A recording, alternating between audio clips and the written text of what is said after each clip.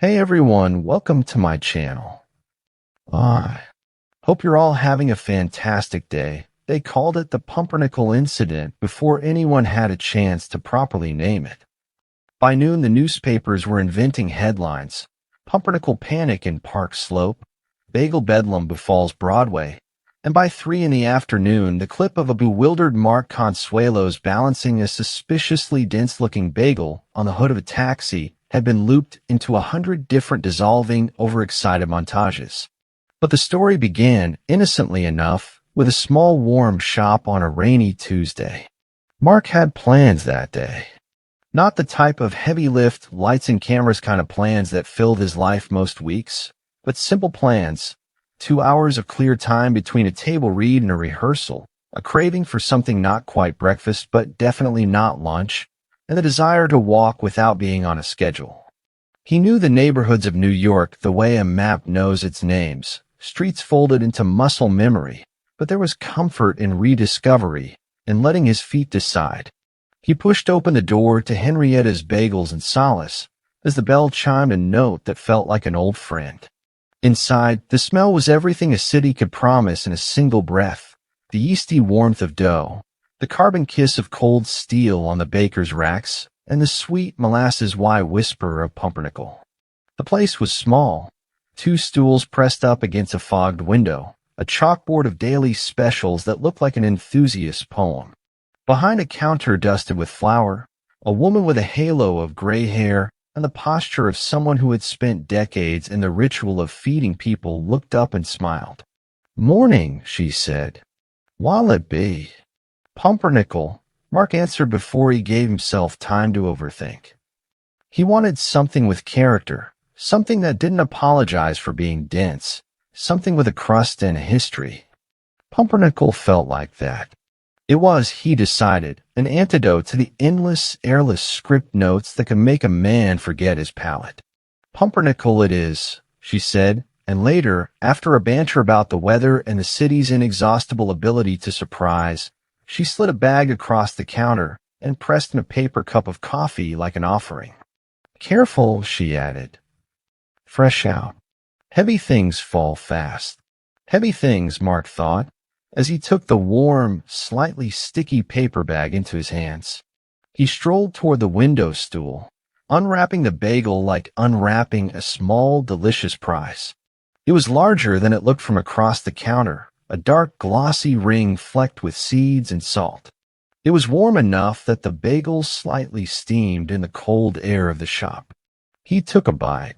The pumpernickel yielded with a pleasing, decisive chew, the flavor a cascade of caraway and rye, a hint of bittersweet.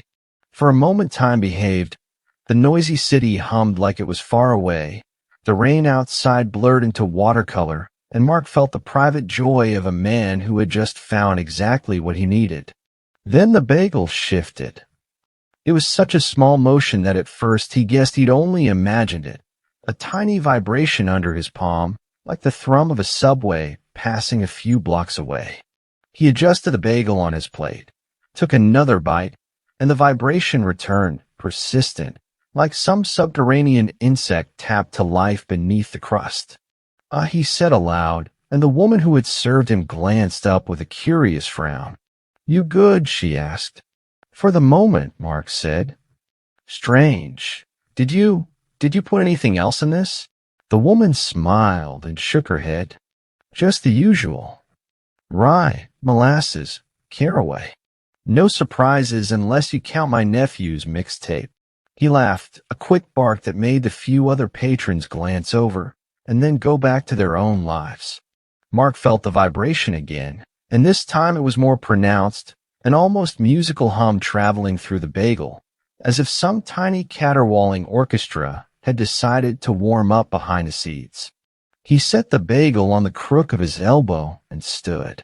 The hum grew louder, harmonics building into a tone that was pleasantly, impossibly resonant. "Okay," he said. "That's new."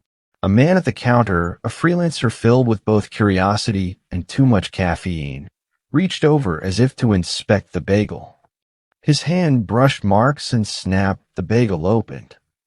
Not tore, not crumbled. It split along an unseen seam like a ceremonial shell, and from its center there emerged, not crumbs nor steam, nor the expected doughy center, but a small brass key. The key was old in the way museum keys are old, brass dulled by time, a bit of verdigrease near the teeth, a ribbon of mustard yellow woven through its loop. Silence boxed the room. The rain outside paused in midair, the bell in the window somehow suspended. The woman behind the counter clutched the napkin dispenser, as if it were an anchor. A child in a stroller pointed at the key, mouth open like a carved doll. Mark, to his credit, did not drop the bagel. Instead, he laughed because when the improbable happens and the cameras aren't rolling, laughter becomes the only sensible response. He nudged the key with a finger. It clinked with the sweet ring of brass against porcelain. The sound was small, private, and monumental all at once. Where did that come from? He asked, the question winding up like the beginning of something great and absurd. We must have gotten a wrong shipment, the woman said, voice trembling between hysteria and a desire not to offend destiny. The bakery across the street, my niece said they were experimenting with surprise fillings. But keys? Who puts keys in bagels? The man with the coffee said, mildly, treasure hunts. An idea landed in Mark like a coin tossed into a fountain where it should not have been. He considered the key. Its ring caught one of his fingers in a domestic, absurd way, and thought of the afternoon he had free. He thought of the child's small, insistent stare and the woman's shocked, delighted face. He thought, too, of his own voice in interviews, the way he'd always been fascinated by oddness and how people find meaning in small objects. Let's find out what it opens, he said. That's how the Pumpernickel incident became the Pumpernickel adventure. At first, it was a joke among the few patrons who followed Mark out into the rain. They walked in a crooked parade from Henrietta's down to the river, the key tucked into Mark's palm like a talisman. News spreads differently in the city when an actor is involved, faster, and with a certain playful credibility. And within half an hour, a woman live streaming with a shaky hand had captured Mark kneeling beside an alleyway door and trying the key like a man attempting to coax a secret from a locked chest. The key fit. It didn't click ceremoniously into place. It slid with the surety of something that had been waiting for this exact brass visitor. The alley door groaned, and when it opened, it did not disgorge rats or darkness or the expected refuse of an urban back entrance. Instead, it poured light, a gentle golden light the color of late summer afternoons, along with the scent of warm bread and caraway, and the sound of laughter not from this street, but from a place where the world felt removed and unfettered. A dozen people stood at the threshold, blinking, and then they stepped through. On the other side, the alley unfolded into something like the inside of a holiday card, and entirely unlike any map. It was a market with stalls draped in pennants, a carousel of bread spinners, a man juggling loaves the size of drums. There were voices and languages Mark couldn't place, and a stand where a woman sold pumpernickel bagels with keys baked straight into them. Children chased each other between carts, trailing flour like confetti. The sky above this market was not the gray of the city's sore weather, but a high, untroubled blue. The realization hit with the speed of a good punchline. Someone somewhere had been running a clandestine bread bazaar through doors that opened only for certain keys, and one of those keys had been baked into a bagel. New York was a city with whispers like seeds, and tonight the whisper had become a shout. If you're picturing panic at this point, rearrange it into something kinder, the common human reaction of curiosity mixed with glee. Mark and the others explored as if they had found a secret in a loved one's attic, tentative at first, then with full greedy exploration.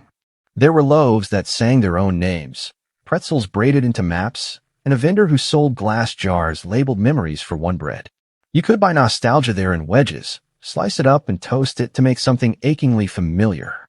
The enchantment held for nearly an hour, long enough for Mark to sample a honeyed bagel that tasted like Sunday morning, and long enough for the freckled little boy who'd been in the stroller at Henrietta's to disappear and reappear with a small pressed flower tucked in his ear.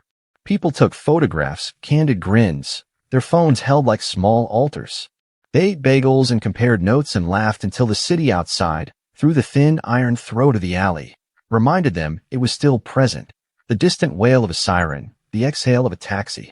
The market, bless its improbable soul, was a private party spilling into the public, and everyone felt guilty for being the guest who found the cake. Then, as unexpectedly as it had begun, the market shifted. A bell tolled, clear and sad, and one of the vendors, a man with hands dusted in rye, called out that closing time was upon them. People gathered their purchases, their faces alight with the knowledge that what they had seen would not be easy to describe. Mark, mindful of his obligations and gently dazed by the surreal, pocketed a small loaf that smelled of molasses and possibility. He tucked the brass key back into his pocket and felt, quite happily, like he'd just stolen a secret from the city and given it back. They came out blinking into the alley as if surfacing from a dream. The door swung shut behind them with a soft finality. The rain had stopped. The ordinary city resumed its choreography as if nothing incredible ever happened, but something small had changed. The people who had walked through were quieter in the way of people carrying a tiny miracle. It would have been a tidy ending, mystery, wonder, return, if only for the fact that the key had, by being pocketed, become contagious. Within hours of Mark emerging from Henrietta's with his bakery-born talisman, social media began to smell like toast. The clip of him kneeling at the alley door, the golden light spilling past his boots, the brass key in close-up, sharp and ordinary and extraordinary, looped. People began to comb Henrietta's and the surrounding streets for anything resembling a bakery that, by daylight and in the clear-eyed recording of a smartphone, looked like an ordinary 60-year-old joint. #Pumpernickel Key trended. Food bloggers speculated about secret societies of bakers. Pundits wrote think pieces about the commercialization of magic. Conspiracy pages claimed the bagels were part of an art project. Within a single news cycle, the city was a chorus. Some said hoax, some said miracle, and many said only that it was a delightful break in an otherwise heavy week.